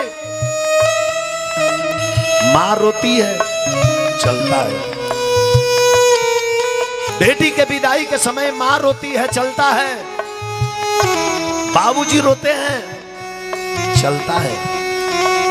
लेकिन उस परिवार में एक व्यक्ति ऐसा रोता है ना, ध्यान दीजिए, उस परिवार में एक व्यक्ति ऐसा रोता है जिसका रोना देख करके सारे लोग अचंभित हो जाते हैं। जिसका नाम है भाई, जिसका नाम है भाई। ओ भाई जिसको अपने बहन से एक पल पटता नहीं था, हर बात में बहन को मार देना, हर बात में बहन को झुझुला देना, हर बात में बहन की कमियां निकालना। ओ भाई जब दरवाजे पर खड़ा होकर के पुकार फाड़ के रोने लगता है ना, सारे लोग अचंभित हो जाते हैं। अरे तू क्यों रो रहा है? तू क्यों रो रहा है? अरे वो तो तेरी दुश्मन थी, तू तो मारता था, तू तो फटकारता था। अब वो जा रही है तो तू रो क्यों रहा है? भाई कहता है मारना ये तो मेरा प्यार था, फटकारना ये तो मेरा दुलार था। मैं अपने बहन को लाख मार देता था, लाख फटकार देता था, लेकिन जब मैं रूस करके सो जाता था ना, मेरी बहन मुझको बेगर खाना खिलाए नहीं सोती थी। मुझको खाना खिलाना, मुझे पढ़ने की याद दिलाना, कहीं से आने में थोड़ा विलम्ब हो जाता था, 10 बार कॉल कर देती, क्या रे अभी तुझे घर आने का समय नहीं हुआ, रास्ता में कुछ खाया कि नहीं खाया। मेरी बहना मेरी ख्याल इतना रखती थी। अब ये मुझे छोड़कर जा रही है, मैं न रोऊं तो इस दुनिया में रोएगा कौन? तब तक बहन आती है और अपने भाई को गले से लगाकर कहती है, क्यों रोते हो ओ मेरे भैया, मैं द्रौपदी तू है कृष्ण कन्हैया। क्यों रोते हो ओ मेरे भैया, मैं द्रौपदी तू है कृष्ण कन्हैया। क्यों रोते हो ओ मेरे भैया, मैं द्रौपदी तू है कृष्ण कन्हैया। मैं तुम्हारे हर एक मार को भूल चुकी हूँ, हर एक फटकार को भूल चुकी हूँ, लेकिन मेरे भैया तू एक चीज मत भूलना, एक चीज मत भूलना, याद ना भुलाना, याद न भुलाना रक्षा बंधन की। मैं गुड़िया तेरे आंगन की, मैं गुड़िया तेरे आंगन की, तेरे आंगन की, मैं गुड़िया तेरे आंगन की।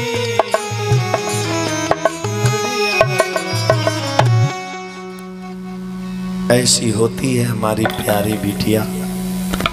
कन्यादान खातिर लेके आई लो। राजा हिमांचल अपना बेटी के जंघा पर लेके बैठल बानी।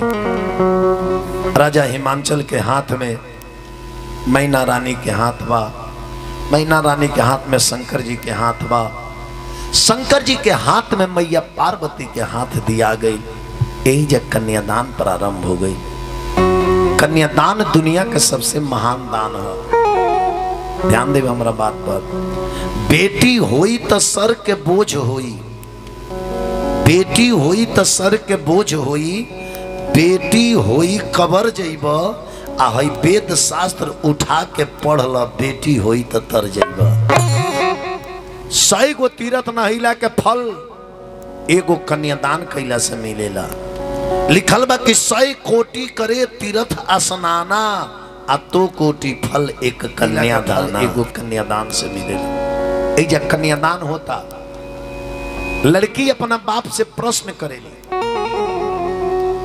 कि बेरिया के बेरी तह के बरजिए बाबा, झरे माड़ुआ जानी छाई है। बेरिया के बेरी कहके बरजिए बाबा, झझरे माड़ुआ जानी छाई है। आरे झझरे माड़ुआ बाबा, सूरज जोत लागी है ना, सुंदर बादनिया को में हिलाई है। झझरे माड़ुआ बाबा, सूरज जोत लागी है, सुंदर बादनिया को भाला है।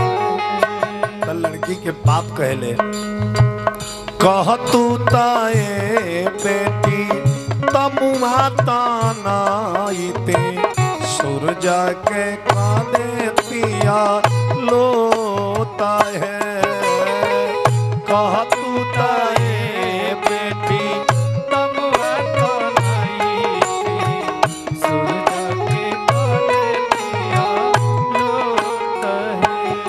तब लड़की अपना बाप से कहली काहे लागी ए बाबा तमुआ तनाइब सूरज के करबाया लो है काहे लागी ए बाबा तमुआ तनाइब सूरज के करबाया लोट है।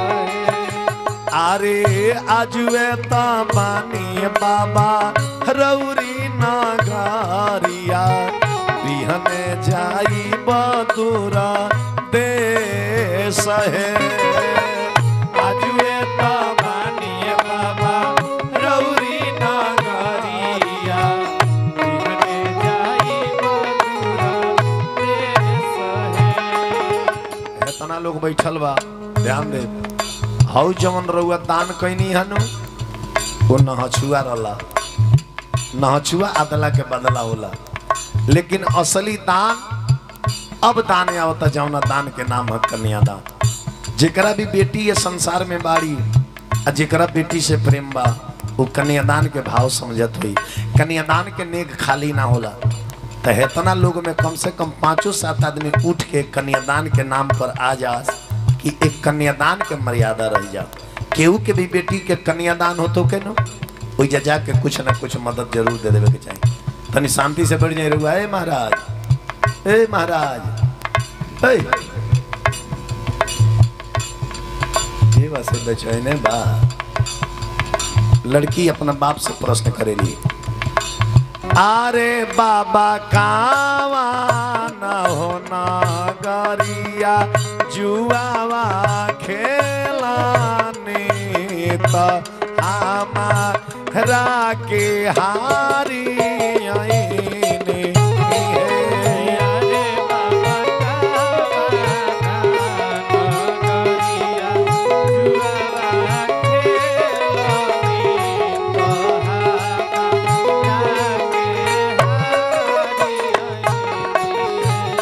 इतना लोग में 3 गो माता जी एक कन्यादान के मर्यादा खातिर नहीं देखी चौथो माता जी आ गई 5वां खड़ा हो गई आ जाए सब कन्यादान के भाव में आवे के बाद अरे बाबा कावा ना होना गरिया जुआवा खेलानी तो हमारा के हारी आईने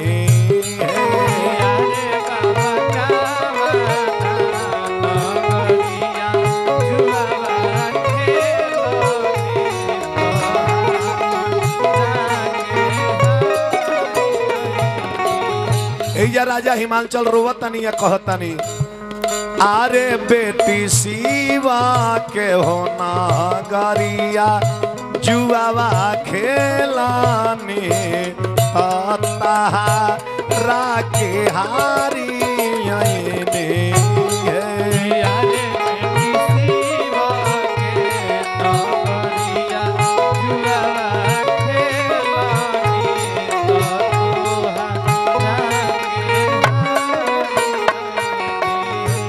ए आरे बेटी सीवा के होना गरिया जुआवा खेलानी तारा के हारी वहीने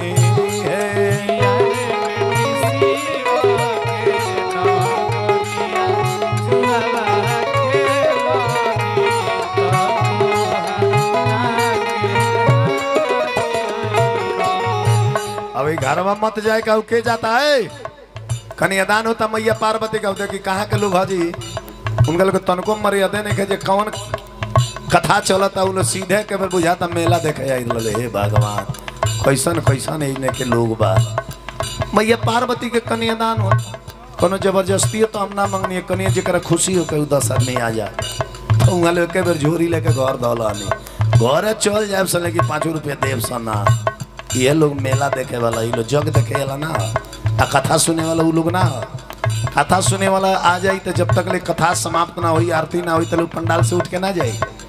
अब मेला देखे जे आवेला नु वो घूमी, एक प्लेट चाउमीन खाई, 20-25 गो गोलगप्पा खाई, ओकर हो गल जाओ, तो मेला करे आइल बालो।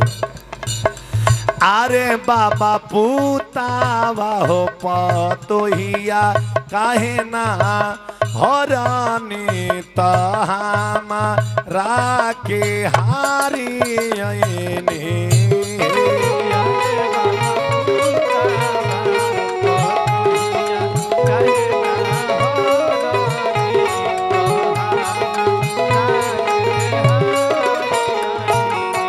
तो लड़की के बाप रोवेले कहेले, अरे बेटी हमार बेटी, अरे पूतावा हो पतोहिया घरवा के लक्ष्मी, तो तू बेटी पहुनवा हो।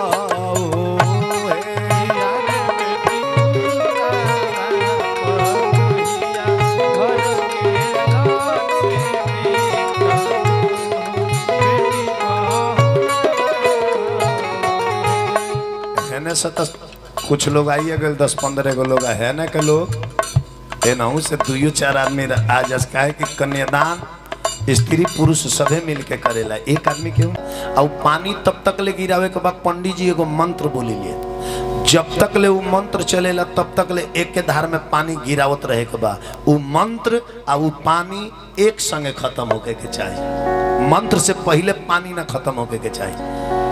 तब मैया पार्वती के भाई के नाम रहे मैनाक पर्वत, तब पानी ग्रहण करता था माई बहन लगावता, अरे यार भैया मैनाक भैया हो धारावा जनी तू रहे, धार के टूटल आकार होई है आपन बहिना हेरा जई बहे। अरे दिन भर भैया हमार ताश खेले, साँझ बेरिया हार वैल है, भैया हारी गईले पार्वती बहिनिया, शिव शंकर दुल्हा जीत गईले है।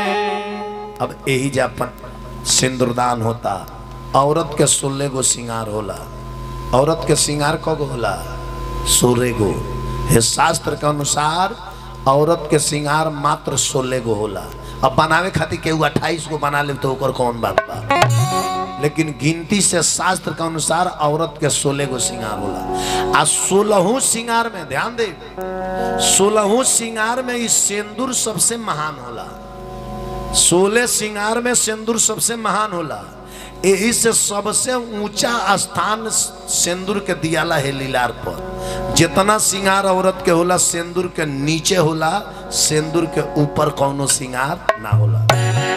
नहीं क्या विश्वास तो देख ली, सिंदूर लगाना, बुना बनाना, भौंगे रंगना, पपनी रंगना, काजल लगाना, गाल पर चिबुक बनाना, तिल बनाना, दांत रंगना, अगर गंजा लगाना, मेहंदी लगाना, महावर लगाना, ये जितना सिंगार बस सब सिंदूर के नीचे बस, सिंदूर के ऊपर कौनो सिंगार। जब मैया पार्वती के सिंदूरदान होता तनी ताली बजा के सभे गावे, अरे सोने के सिंदूर वाली हले शिव दुल्हा खाड़ है,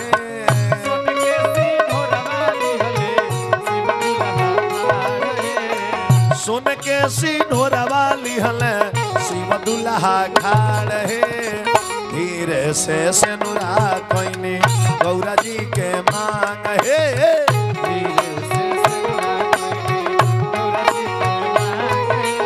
ये चिटुकी से नूरवा ये दुल्हा जीवन के आधार है,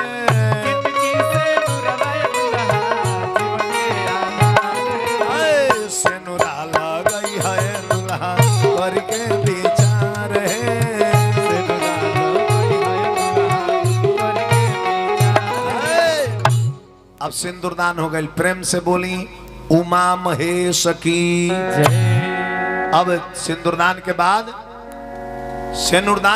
दूल्हा दुल्हन लोग कहाँ जाला, आए कोहबर में ओकर नाम कोहबर, ओकर हम नाम धैले बनी कुहबर। बर लोग के खूब कुहाई होला वही में।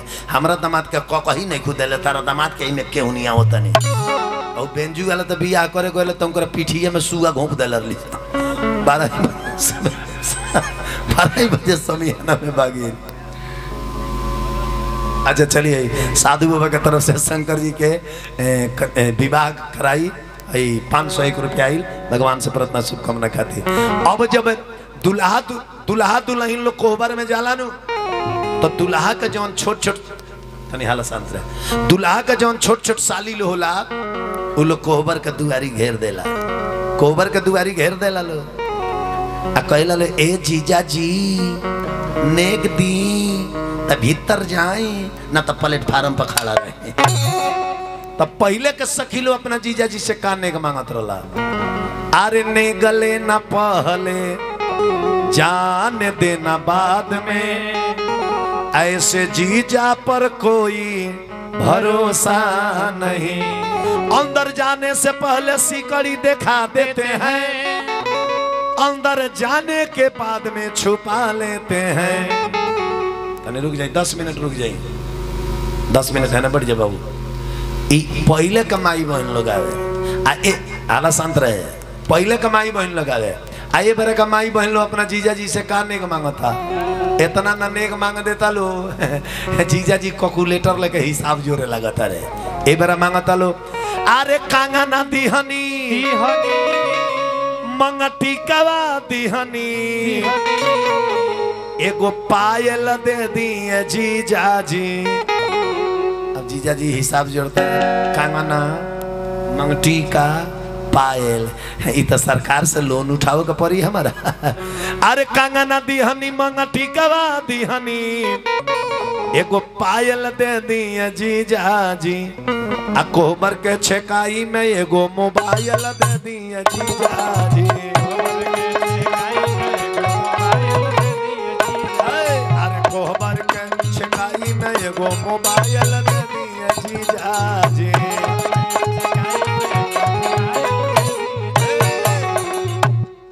तो मोबाइल मांगता लो, 5 साल के बाद जानता नहीं का मांगी लो।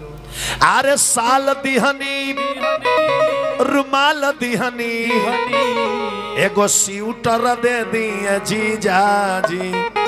आ कोहबर के छेकाई में एगो कंप्यूटर दे दिए जीजा जी। अरे कोहबर के छेकाई में एगो कंप्यूटर दे दिए जीजा जी।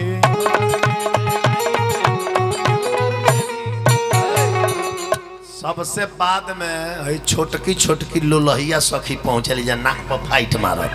तई लोग कहले, ए दीदा दी तब ते उतले में तमनी तथी। तई लोग ते तरहवा सखी लो जानता नहीं का मांगेला, है न पायल दिहनी, है न मोबाइल दिहनी, है न नथुनिया दे दिए जीजा जी। है न पायल दिहनी, है न मोबाइल दिहनी, है न नथुनिया दे दिए जीजा जी। आ कोहबर के छेकाई में अपन बहिनिया दे दिए जीजा जी। अरे कोहबर के छेकाई में अपन बहिनिया दे दिए जीजा जी।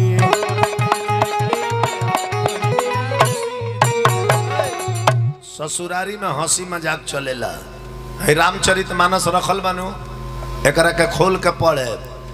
रामचारू भाई जब जनकपुर में बियाह करे गए रहनी, रामचारू भाई जनकपुर में बियाह करे तो जनकपुर के सखी लोग खुलेआम गरियौले रहे। केकरा के? रामचारू भाई के। जनता नहीं का गरियौले रहे लोग, अरे सुनी ले अयोध्या में मोरा देख लइका होला।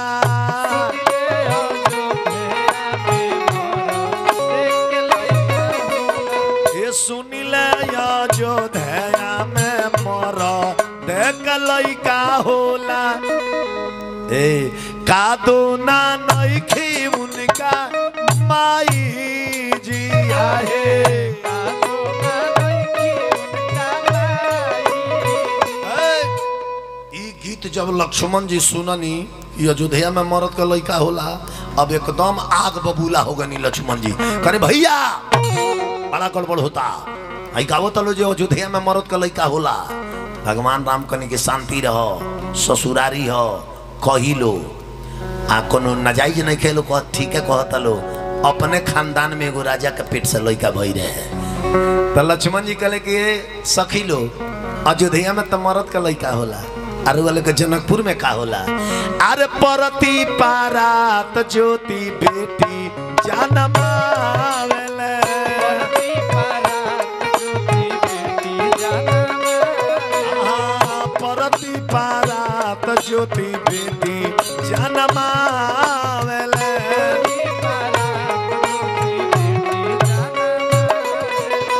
काहे इतना करेलू बड़ाई जिया हे, काहे इतना करेलू बड़ाई। तो ससुरारी में गारी होला, जब कोहबर में दुल्हा दुल्हन लो जाला नो तो ओइजा के माई बहन लोग आवेला कि कोठावा ऊपरवा बाबा हो मोरवा बोलू हे मोरवा, बोलिया सोहावन हो लगुए मोरवा, बोलिया सोहावन हो लगुए।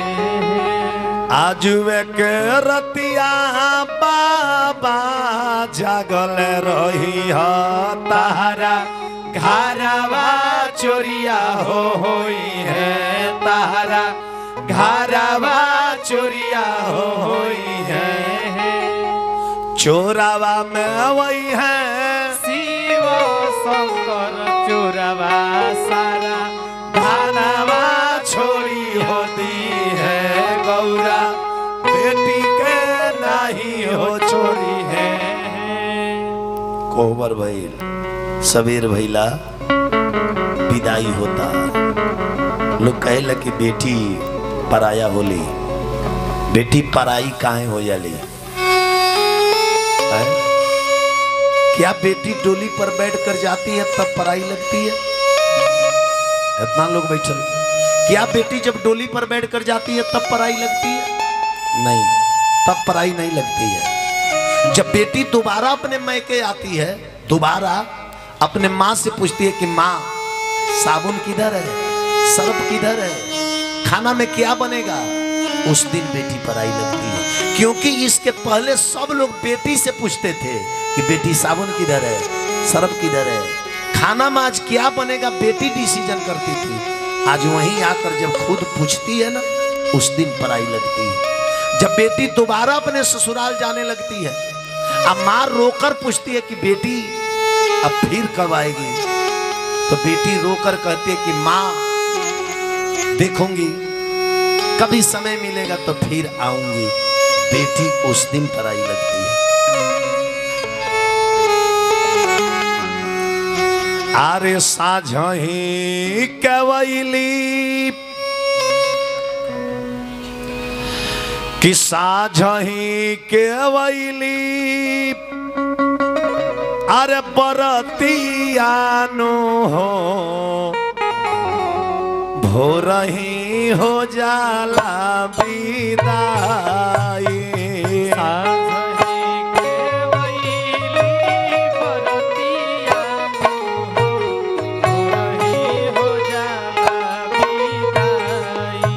अरे साझही केवैली बरतियानो हो रही हो जाला विदाई। केवैली बरतियानो हो रही हो जाला विदाई। चीटो की भर से नो राकरानावानो हो बेटी हो जाली पाराई। चीटो की भर से नो राकरानावानो हो बेटी हो जाली पाराई। अरे चीटो की भर से नो राकरानावानो हो बेटी हो जाली पराई। चुटकी भर से नूरा करना वालू हो, बेटी हो जाली पराई। बेटी के जब विदाई होला ना तो महतारी सिर्फ मेन गेट तक ले जाली, मेन गेट तक ले। विदाई के समय महतारी उस समय घर से बाहर नहीं होती है। विदाई के समय मेन चौकट तक जाती है और माँ लौट कर चली आती है। और सखी लोग लड़की को लेकर बाहर निकलते हैं।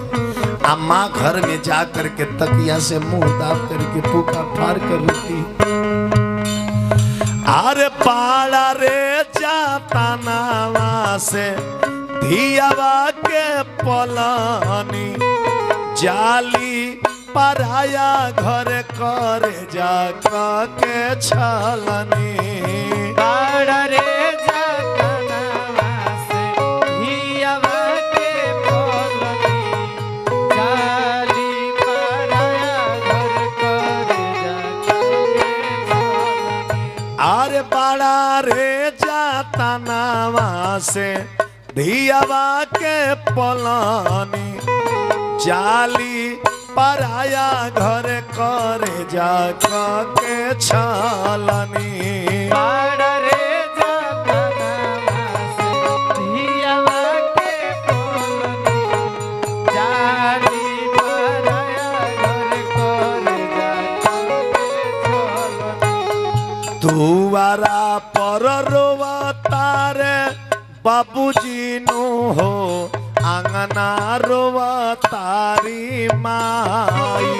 दुआरा पर रोवा तारे बाबूजी नु हो, आंगना रोवा तारी माई। अरे दुआरा पर रोवा तारे बाबूजी नु हो, आंगना रोवा तारी माई। दुआरा पर रोवा तारे बाबूजी नु हो, आंगना रोवा तारी माई। छिटोकी भर से नोरा करना मानो हो, बेटी हो जाली पाराई।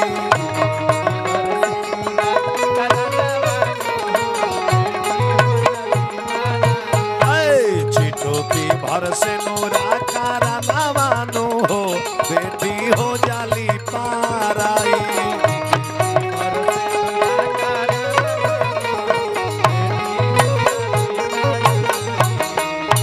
आरे डोलिया में जाली बेटी रोवताया केली, पीछावा से रोवत जाली सखिया सहेली।